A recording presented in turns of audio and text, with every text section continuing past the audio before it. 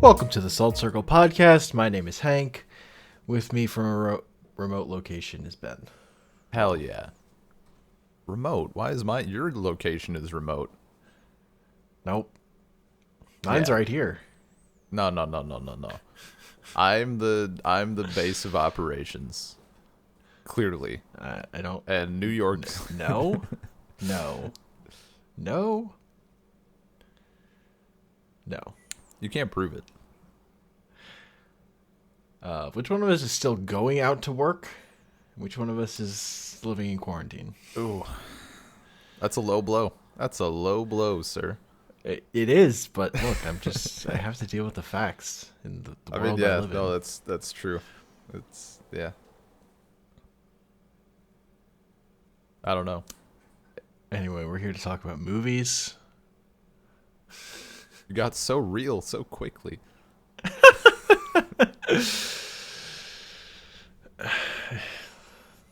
It's almost real.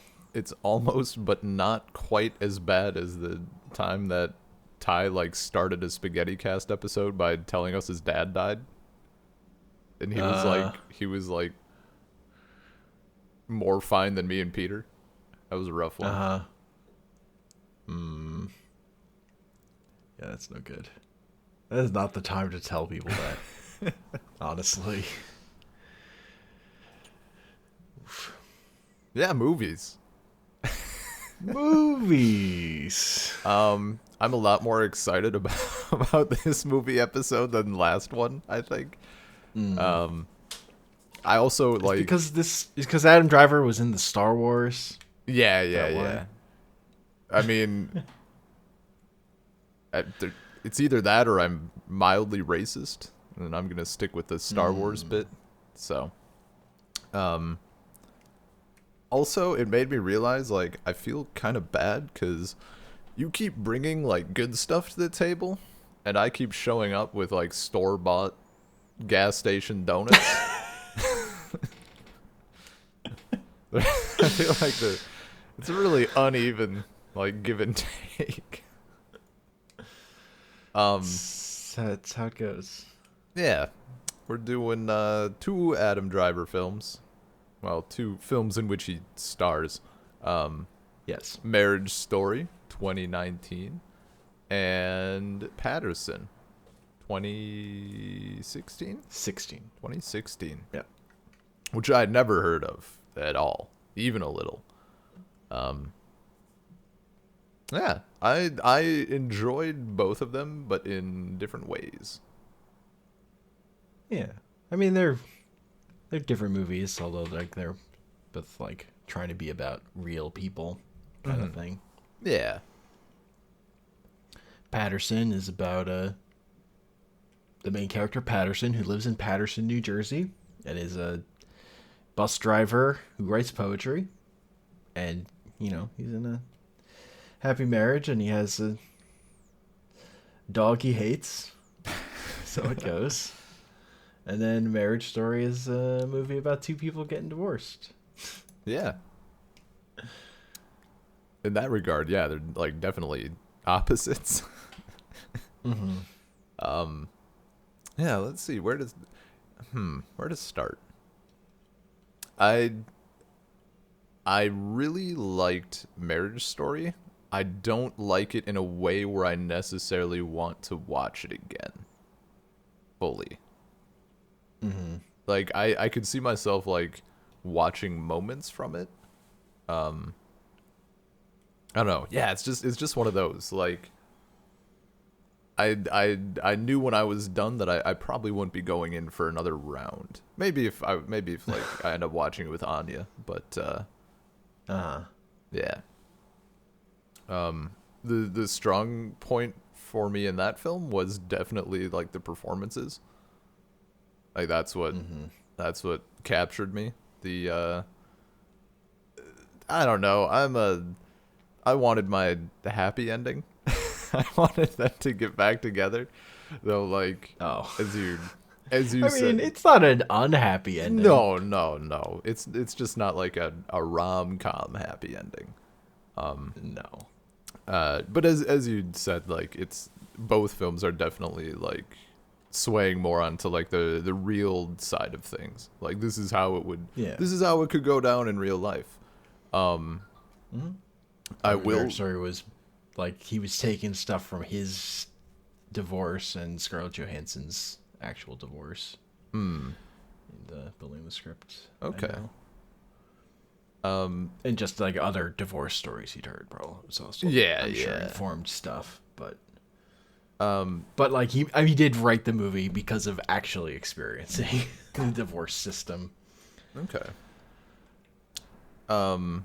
And I'll also say an earlier movie the director Noah Baumbach, writer and director Noah Baumbach made, The Squid and the Whale, was a movie about divorce about the kid because he had also gone through that with having his parents be divorced. So this was him being on the other end of that and seeing the side of actually getting divorced rather than being the kid whose parents are getting divorced. And like so that movie had all that kind of anger in it, and this one is a much different like look at Yeah. the experience. I mean, can you guess what scene I despised from Marriage Story? No. Well, I really so this is the I feel uncomfortable calling it a phobia, but I suppose on like the mild phobia, I suppose we'll say. When they showed him like playing with that box cutter, that was no good.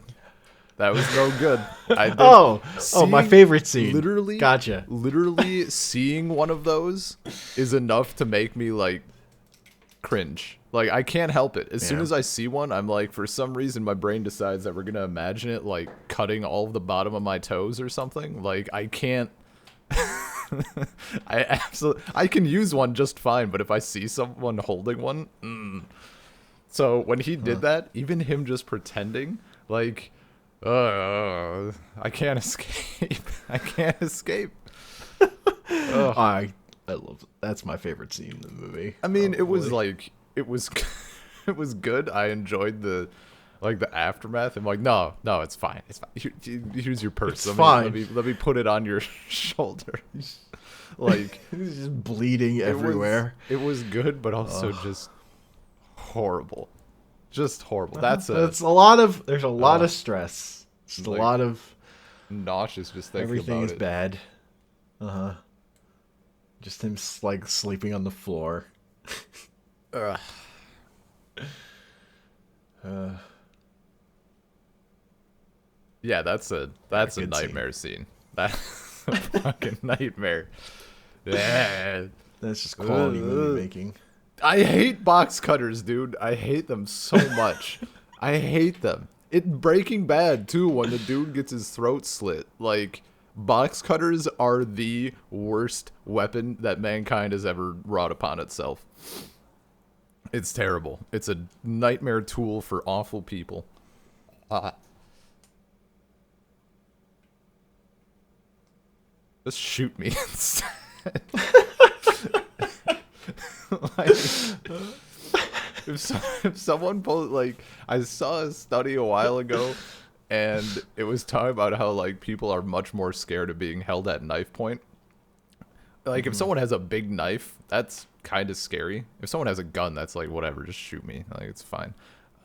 If someone has a box cutter, like take whatever you want. Like please, God, just take. You want my clothes? What do you want? Anything. Literally. Yeah. So,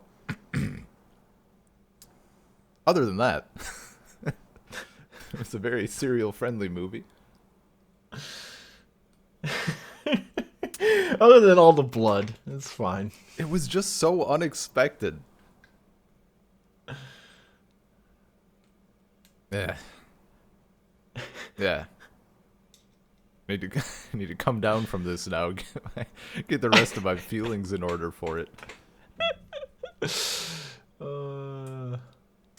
Okay, I didn't. That whole scene is great with that fucking social worker.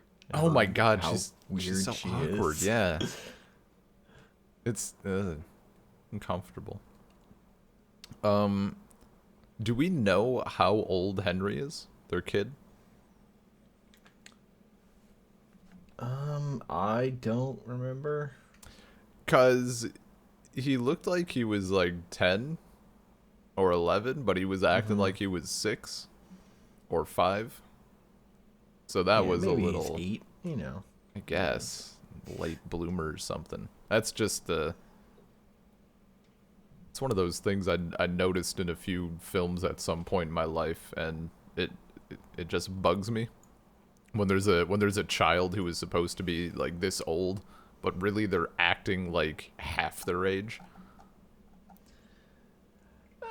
I think I'm more okay with it than the. I don't know. So sometimes kids just act like adults, and that also is weird. Yes, no, I don't know. certainly no It can argument be there. hard to. It can be hard to find the right Yeah, yeah. balance. And like you're writing the role for one thing, and maybe they don't cast the right kid Hmm. for whatever reason. Yeah. Like, at least he wasn't played by a 35-year-old. That would have been weird. Uh, I mean, that kind of would have been great though. Doing like a like a film about two people getting divorced and they're like fighting for custody of their 35-year-old son. The worker has to come and like observe them and like interview the kid and everything. I'd watch it. I'd be down. fair enough.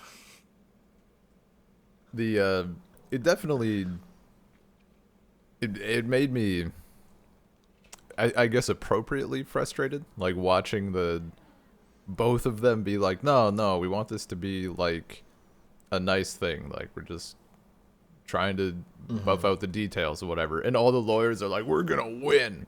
Fuck them. Uh huh. Yeah. System. Hmm. So that was like Nice. it was a thing. Yeah. Yeah, it's interesting how it's like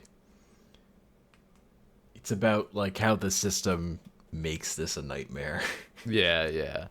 Like it didn't have to be a nightmare. They could have they both could have done things to make it go smoother, but Yeah, of course.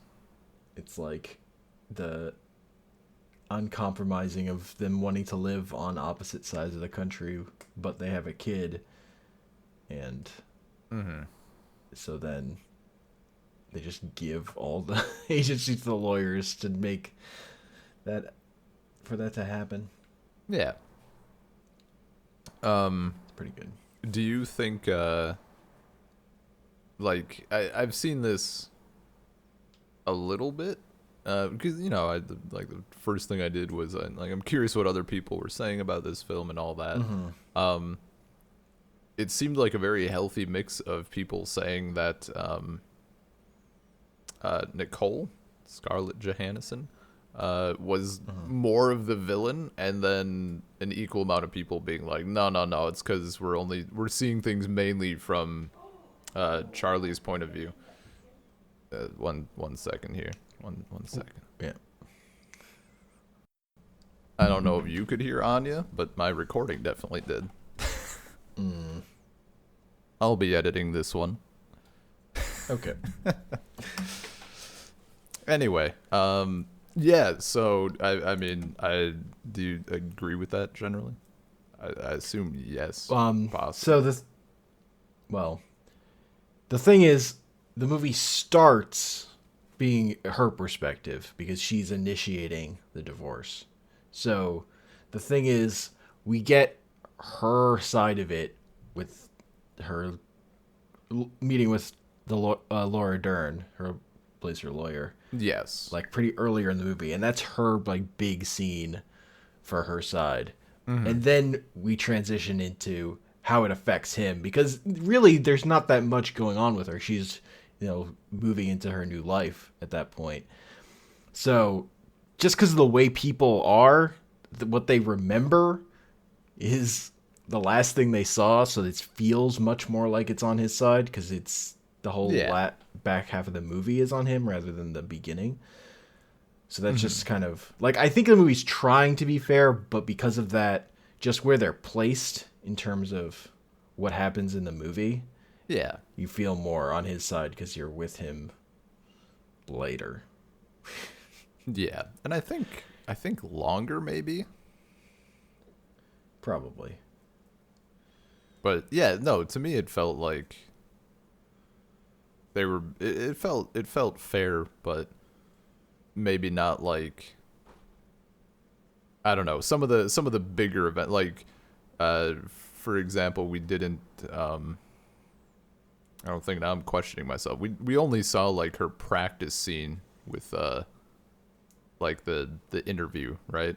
Like with the when they were pretending to ask Nicole about like the kid and her life as a parent, and then it cuts and they're like, you can't tell them that you did coke.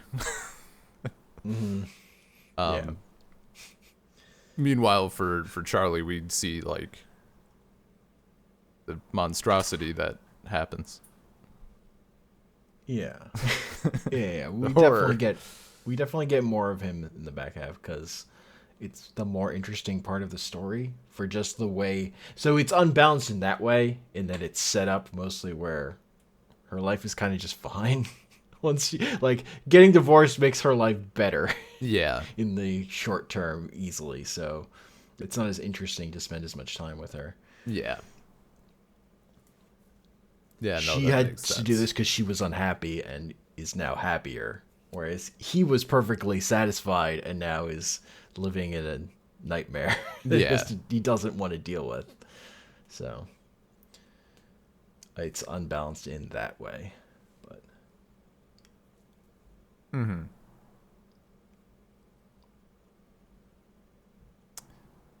Yeah, I'm not sure what else I have to say. Like I guess still at the point where like I don't know exactly what I wanted. I just have my feelings. I don't know how to get them into words. I really like when he sings "Being Alive" from Company. Oh yeah. He's at the.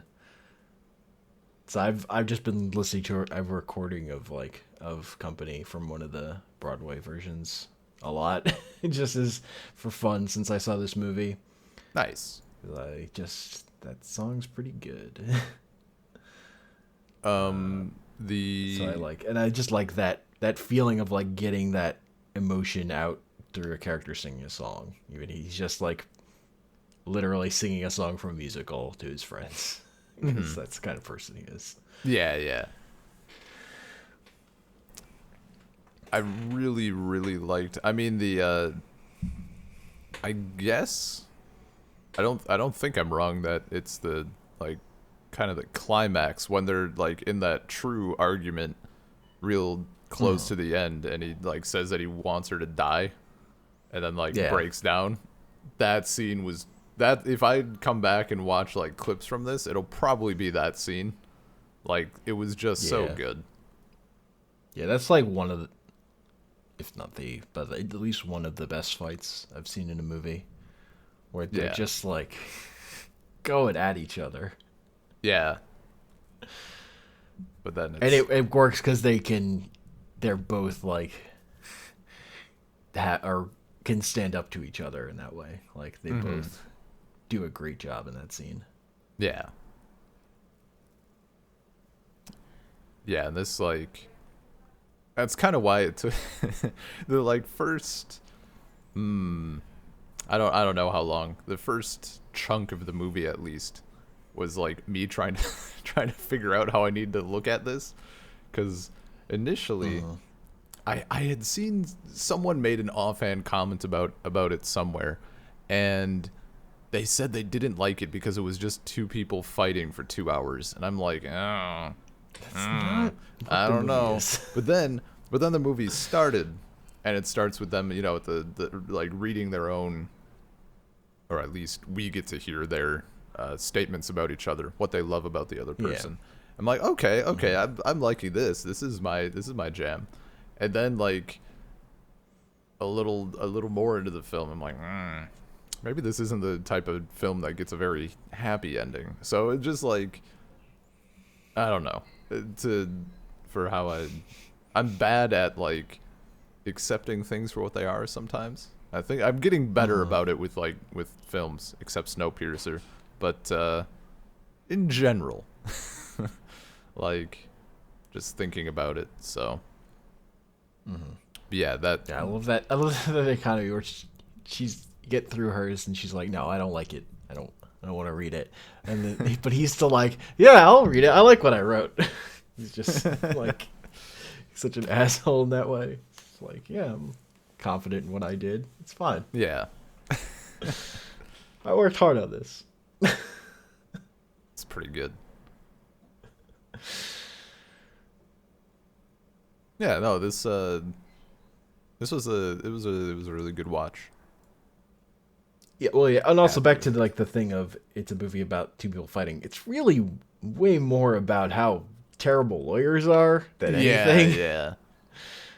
and like what, like why you would want to get divorced and what it does to people, and like how the system is, like it's way more about bureaucracy than like. Because like the thing I've heard is like people who are in a relationship or married, like not wanting, afraid like seeing the movie's gonna like unearth things in their actual relationship. They're gonna get in a fight with their partner. But Well, like, I mean that could happen because fucking if you're hiding feelings, you know, I don't know what'll set you off. But the movie's really not about. It's not about breaking up. Like by the time we get to these characters, they're already like done with each other, kind of. And it's more about all the steps they have to go to untangle their lives from each other because of how the system is built. Because even by the time once they have untangled each other, then they're fine with each other, and like yeah. by the end of the movie, they're like on good terms. Really, it's just that this whole process is a kind of nightmare. I was gonna say something. Something related even. Yeah. I mean, I could see how maybe people who are scared that like this film is gonna tear their marriage apart, like maybe like 2 months into a quarantine when you've been cooped up with someone, like if you have that worry, maybe don't watch it. But yeah, there's other shit there anyway. Then, but yeah. Yeah. And like, I don't want to be out here going like, "Oh, you should definitely see it," because like, what if it does happen? Like, I don't want that on my conscience. It's like if you're worried about it, I guess don't see it. But it's a good movie. Yeah. Yeah. So Patterson. Yes. Patterson. It took literally until the last, I don't know, like couple of minutes even. Like I remember looking at the time remaining, there was like 9 minutes left, and I'm like, I'm still not confident that something isn't going to happen. I don't trust Hank. Like when we get to the scene in the bar where Everett pulls the gun out, I was like, yeah, there it is. I was so stressed the entire time because I thought something was going to happen. And as soon as I finished the movie and I'm like, good, we can confirm that nothing bad happens, I'm super excited for my next watch where I can just enjoy the ride instead of being stressed as shit. I love this movie. Something bad happens. Harvey destroys his notebook. That's a thing. Okay, that's a but thing like, don't even start. I was expecting I was like, they're gonna get in a fight. She's gonna cheat on him. Someone's gonna. There's no farm. You're right. He didn't cut open his arm with a box cutter in this movie. You're right. I would have been able to take it. I would have shut it off. I can't do that back to back like that.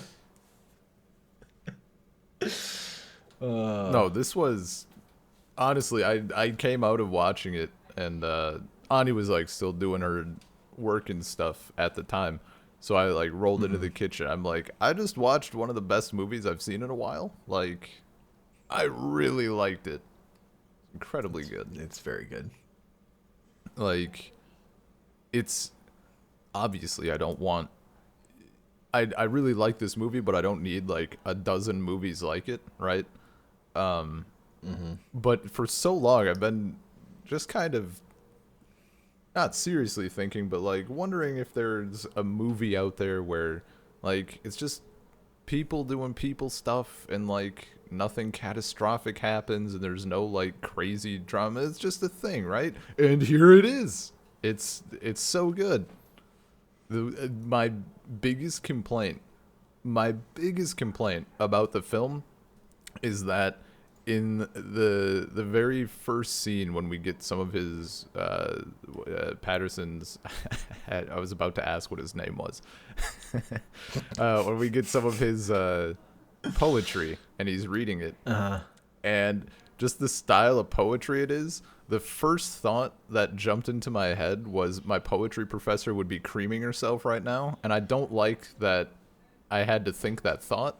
So that's my biggest complaint about the film, is that it made me think that phrase. But no, other than that, perfect in my opinion. It's very good.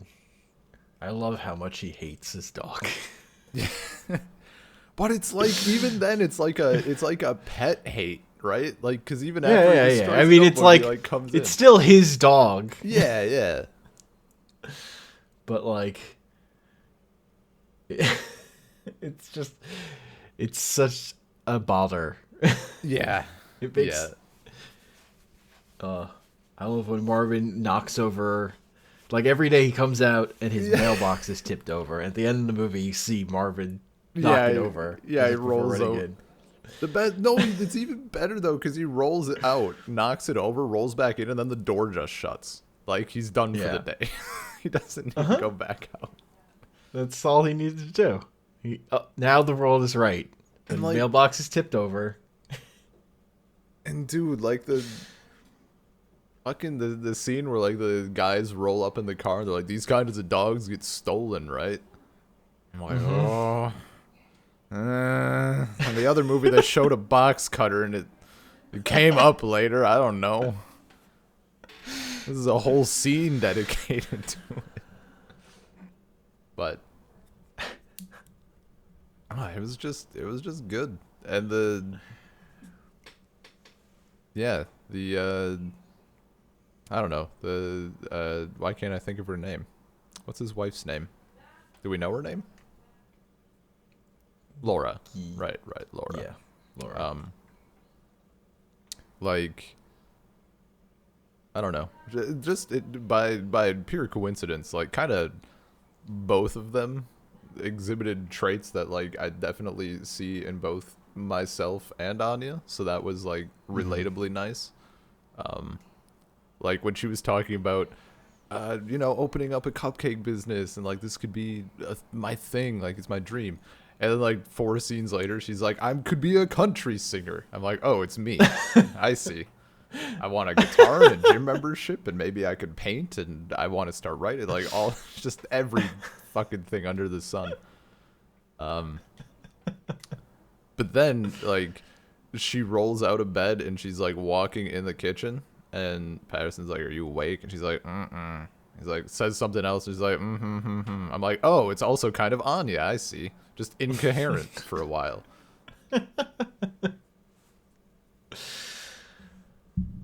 Yeah, it just has such a good like flow to it. Yeah. Where you're just sort of drifting through. The music got a little dark at times. Like it got like I guess like movies, like it felt like something it felt like the other shoe was going to drop. But it didn't. If you want to see this movie, but also lots of people die, Jim Jarmusch's Ghost Dog. It's very good. A movie he made earlier in his career where Forrest Whitaker is a samurai mob hitman. Wild.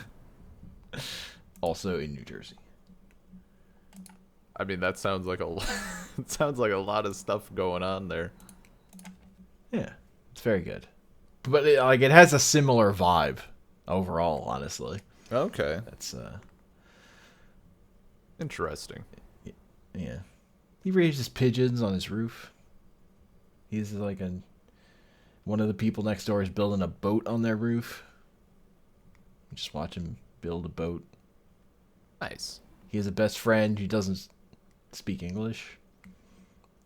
And they have conversations, but neither of them really know what the other's saying.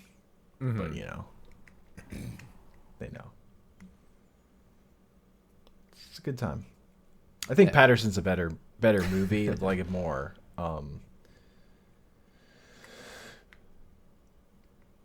Streamlined or whatever. Because Jarmusch has been making movies for a long time. But I that was my previous favorite Jim Jarmusch movie, and then Patterson kind of unseated it. Okay.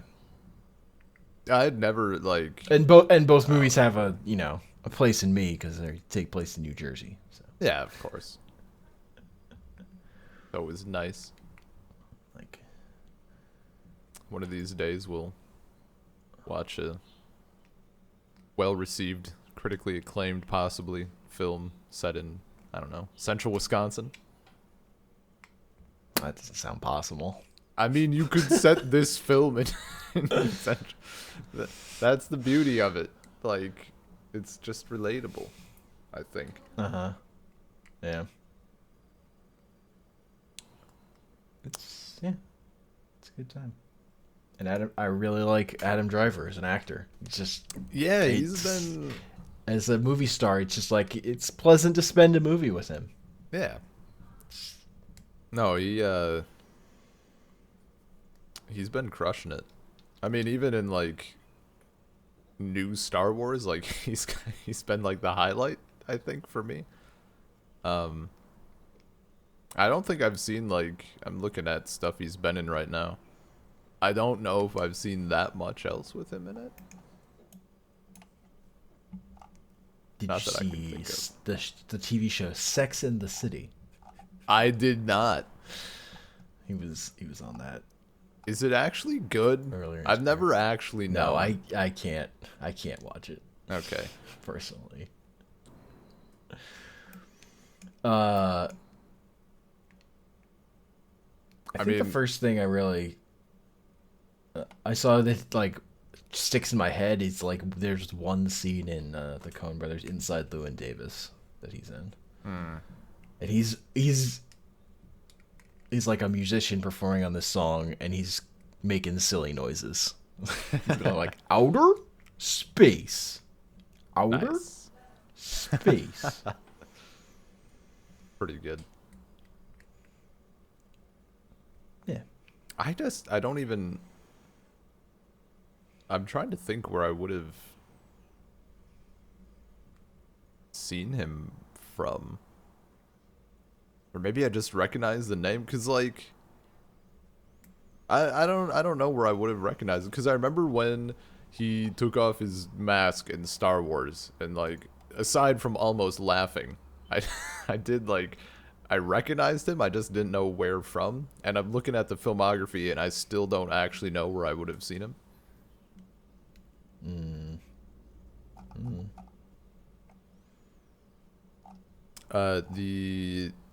The woman who acted alongside him in Paterson, I have no idea how to pronounce her name. Golshifta Farahani? Golshifta Farahani? I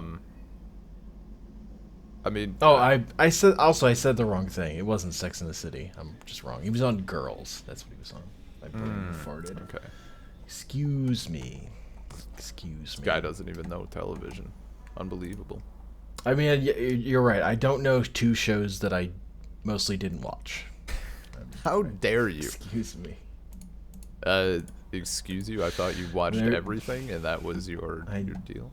I don't. I mean, I used to watch whatever was on TV, and then I stopped could watching TV still do entirely. it. That'd be a No, nightmare I don't these have it days. in me anymore. You don't want to watch 10,000 cop shows? They're all cop shows. I mean, I did used to watch lots of cop shows. It's fine. Ugh. I've had that rant before, so I'll I'll leave it. Uh-huh. Yeah. Yeah, good cop shows like The Wire. Okay, see, that's we both know it's not nearly the same. Or Homicide: Life on the Streets. Ugh. Just a show based on David Simon's book that is where he learned about TV before making The Wire. Yeah. That was good for its time. I have not watched it in a long ass time. She wakes up as a zombie and solves crime. He's a con artist who solves crimes. This woman wakes up with 1 billion tattoos all over her body. The tattoos solve crimes. Like, fuck's sake. Whatever. Look, Any other genre, dude. Any he's other got genre. a fine structure to it that's episodic. Ugh. I will not besmirch the practicality of running formulaic television. It's fine.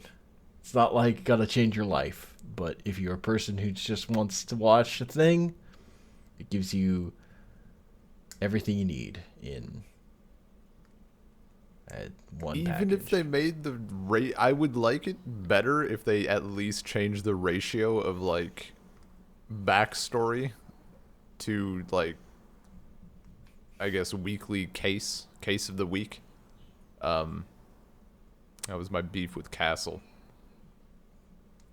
Like, I mean, there are plenty of those shows. I'm just gonna go and like say, oh, most TV is bad, so yeah, you know, whatever. Mm-hmm. But hey, for a while, I thought NCIS, that's a fine TV show. It had its formula, and occasionally it would do bigger episodes that broke its formula. And it was about character banter. That's fine. That's fine formula. Yeah. I mean, I really enjoyed House. That was a thing. Yeah. House is a cop show. House is absolutely a cop show. Like 2000%. Yeah. That's all I'm saying. I'm saying they can be fine. I'm not saying It's not it the can't be fault of fine, the but- formula. It's the fault of most writing is bad. I mean, I just. Eh. They keep getting me excited for cool concepts, and it's just another cop show. I want to see the one with tattoos solve crimes. I want her to commit crimes. I don't know. That's your problem. Getting excited for things. Always a mistake. Yeah. True. Maybe. Man, I was really hyped and excited that episode 9 was going to tie things together in a coherent way that wasn't stupid. Fucking idiot. I'm sorry for your loss. I did actually. I was just excited for Final Fantasy VII Remake, and that actually paid off, so. Nice. It's like the biggest example of me being super overhyped for a thing and then still enjoying it, not feeling disappointed. Because like even Persona 5, which I like, I still was a little disappointed. See, I went the proper route on that one. My expectations were super low because I wasn't stoked at all, and now I'm very, very much enjoying it, and I'm vastly exceeding all expectations. So, gotta keep. Yeah, that's a better low. place to be.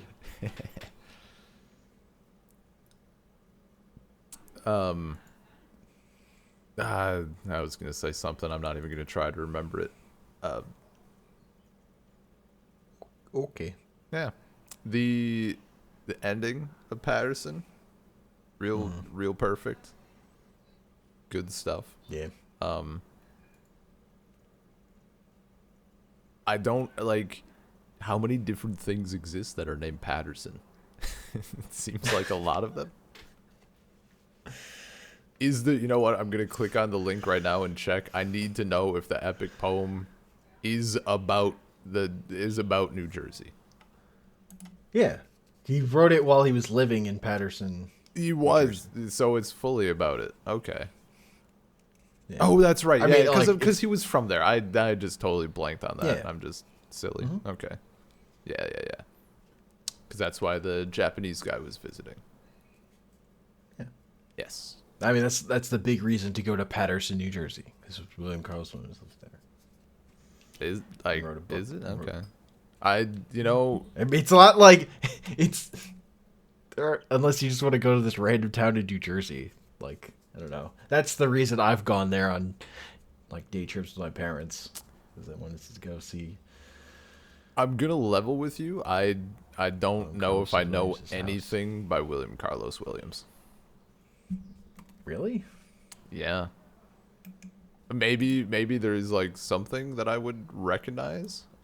Even his name, I'm like, I don't. It's not truly ringing any bells. It doesn't sound totally unfamiliar, but I can't put him to anything. So I was kind of assuming that he was more obscure, and that was like, oh man, these guys are really into poetry. So, I mean, that's. I'll split the bill there and say it's partially on me and partially on those who taught me. You ever heard about the poem? It's "I've eaten the plums that were in the icebox." I have not, aside from the film, of course.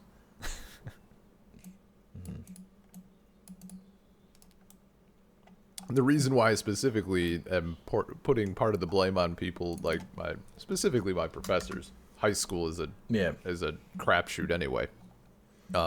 Every single poetry class I attempted to take throughout my time in university ended up being about free verse, or like the history of things, and we spent like 2 seconds on structured things and then moved right into like modernism and extended into like the 21st century from there. So the fact that he Yeah. didn't come up is odd in hindsight.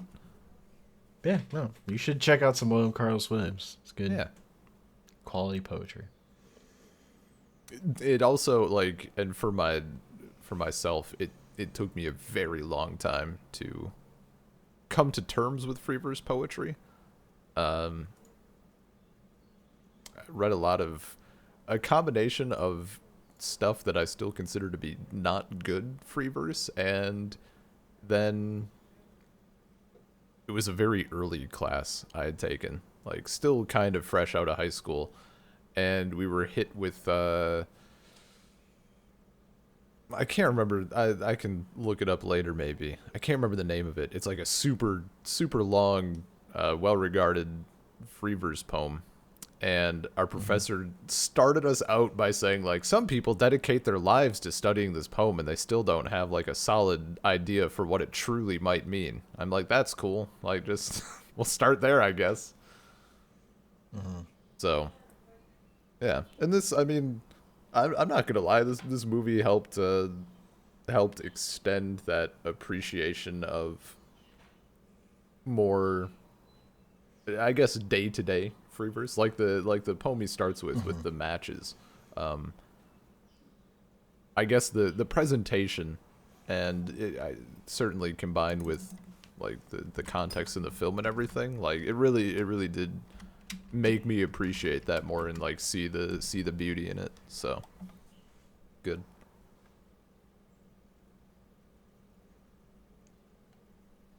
May shock you, but normally I'm more of a nature boy when it comes to poetry. Oh, I also just wanted to say Ron Padgett is the poet that Jim Jarmusch got to write the poems that are in the movie. Okay. Is he listed on the page at all? Oof. I don't think he's on the Wikipedia page for Oh whatever no, reason. here it is. Production. Okay, Poet Ron there you Padgett. go. Nice. Gotcha. I like watched the PBS interview about the movie right before this, and he was on it, so I Nice. had that fact in my head. Was it a worthy worthy thing to watch? Or was it like kind of average? It was Interesting fine. but average. I mean, I've seen enough interviews with Jim Jarmusch that I kind of know what he's Gotcha. like, so that was less interesting than it might have been, I would say. And then also Jim Jarmusch's next movie he made with Adam Driver after this is where Adam Driver and Bill Murray are cops, and then the zombie apocalypse happens. That sounds dope. It's dead, very meta. The dead don't die. Yeah, dead don't die. I mean, I'm down. Is It's it Ben? fine. Is it Ben friendly?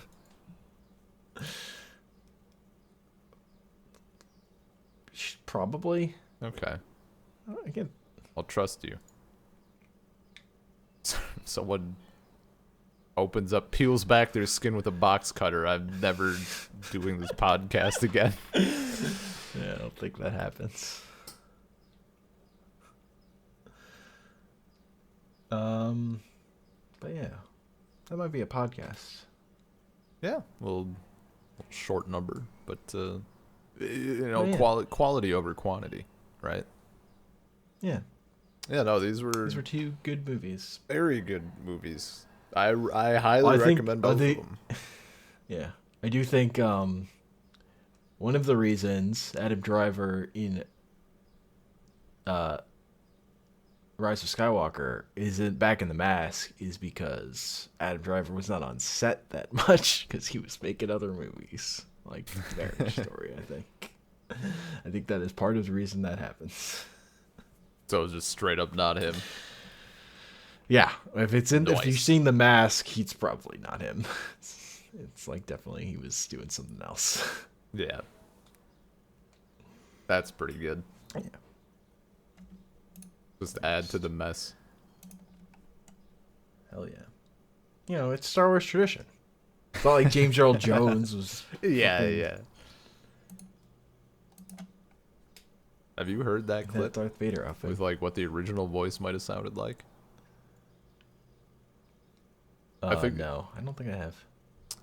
I think it's like whoever played the physical character of Vader was like Yeah. doing the lines, of course. It's a good listen. It's a hell of a thing. Yeah, he played David Prowse. He played like the Frankenstein monster in the Hammer Frankenstein films, and then along with what's his name? Oh my god, why am I not blanking? Wow.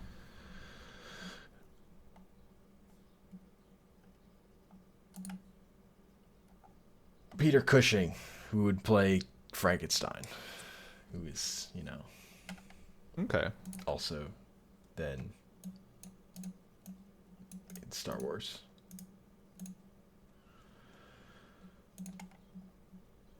Mm. As As a bud. you know, Grand Marf Tarkin. Yeah. Yeah, man. So like that's a throwback reference. All right, let's get out of here. Email us saltcirclepodcast@gmail.com. Find us on iTunes, Stitcher, Google Podcasts, Spotify, a Salt Circle Podcast. Email Twitter, Salt Circle Pod, and I'm on Twitter at Comic Panels. And I'm on Twitter at bean_LP.